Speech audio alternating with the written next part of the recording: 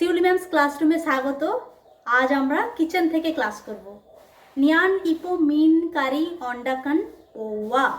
নিয়ান ইপো মানে আমি এখন, মিন মানে হচ্ছে মাছ, কারি মানে তো কারি, মিন কারি, অন্ডাকান পোয়া। অন্ডাকান মানে হচ্ছে বানাতে যাচ্ছি, পোয়া। নিয়ান ইপো মিন কারি অন্ডাকান পোয়া। এবার এই রকম সেন্টেন্স আরও আপনারা তৈরি করুন। নিয়ান ইপো চিকেন কারি অন্ডাকান পোয়া, নিয়ান ইপো সবজি অন্ডাকান পোয়া। মানে এখন আমি বানাতে যাচ্ছি আর বানাচ্ছি। নিয়ান মিন কারি অন্ডা কুন্নু মানে বানাচ্ছি। অন্ডা কেন বানাবো, অন্ডা কেন পোয়া বানাতে যাচ্ছি। বোঝা গেল? এইভাবে আপনারা নিজেরা চেষ্টা করুন বিভিন্ন ধরনের সেন্টেন্স বানানোর জন্য। মিন মানে হচ্ছে মাছ, মালায়ালামে মাছকে মিন বলে। যে কোনো সবজি সেটাকে বলে পাচ্চাকারি। পাচ্চাকারি মানে হচ্ছে সবজি। আগের দিন শিখিয়েছিলাম ছোট পেঁয়াজকে বলে উল্লি আর বড় পেঁয়াজ হচ্ছে সাবালা।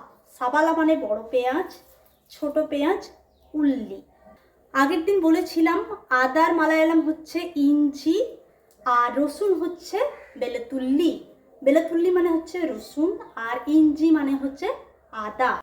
চাল যেটাতে আমরা ভাত রান্না করি সেটাকে বলে আরি। আরি মানে হচ্ছে চাল আর ভাত মানে হচ্ছে চোর, চোর।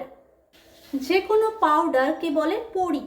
এবার আমি লঙ্কা গুঁড়ো, তাহলে লঙ্কা গুঁড়ো কী হবে? চিলি পড়ি। চিলি পড়ি মানে হচ্ছে লঙ্কা গুঁড়ো। বোঝা গেল? সাবান গুঁড়ি, গুঁড়ো বা গুঁড়ি, তাহলে সোপ পড়ি। সোপ পড়ি মানে হচ্ছে সাবান গুঁড়ি বা সাবানের গুঁড়ো। চিনি মানে হচ্ছে পঞ্চসারে। পঞ্চসারে মানে হচ্ছে চিনি। তারপরে হচ্ছে চা পাতা। চা পাতাকে বলে চায়া এলা। চায়া এলা মানে হচ্ছে চা পাতা। এলা মানে হচ্ছে পাতা আর চাটাকে বলে চায়া। তারপরে ধনে গুঁড়ো। ধনে গুঁড়োটাকে বলে মাল্লি পড়ি।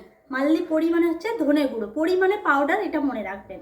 তারপর হলুদ গুঁড়ো। হলুদ গুঁড়ো মানে হচ্ছে মঞ্জল পড়ি। আর এমনি যদি শুধু হলুদ বলি তাহলে মঞ্জল। মঞ্জল পড়ি মানে হচ্ছে হলুদ গুঁড়ো। হলুদ মানে মঞ্জল। Coffee powder. কফি পাউডারকে বলে কাপি পড়ি। এখানে মালায়ালামে কফিটাকে বলে কাপি। কাপি পড়ি মানে হচ্ছে কফি পাউডার। আজকে এতগুলোই থাক, বেশি বললে মনে থাকবে না। এবার আপনারা এগুলো লিখে নিন আর বলা প্র্যাকটিস করুন।